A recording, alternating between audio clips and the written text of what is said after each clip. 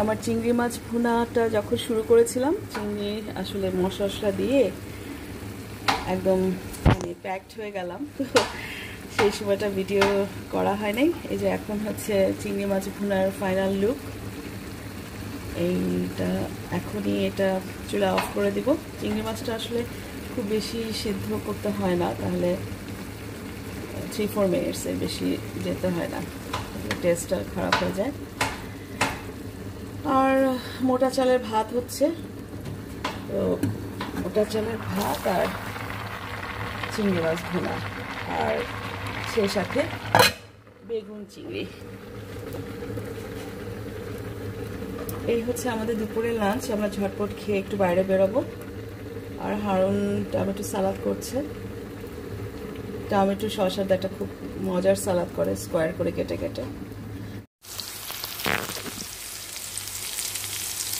তো ফ্রাই প্যানে পেঁয়াজ রসুন কুচি করে ভাজি হচ্ছে, একটু ব্রাউন কালার মতো করব।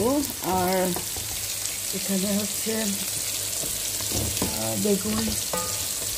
বেগুনটাকে একটু কষিয়ে নিতেছি, আর তারপরে কষিয়ে ফেলার পরে সামান্য পানি দিব একটা গ্রেভি করার জন্য। এখানে স্বাদ মতো লবণ আর সামান্য হলুদের গুঁড়া, জিরার গুঁড়া মিক্সড করা আছে। তারপর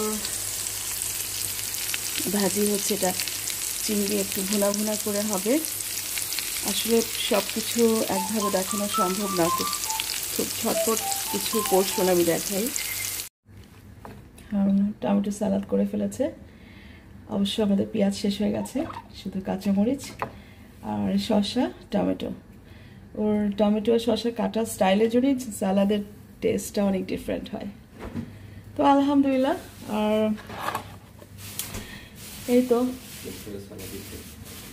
শসা দিয়ে দিবার একটা, ঠিক আছে, নিয়ে আসো। হয়েছে তো,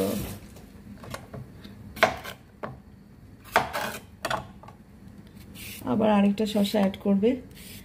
আর আমরা খেতে বসে যাব।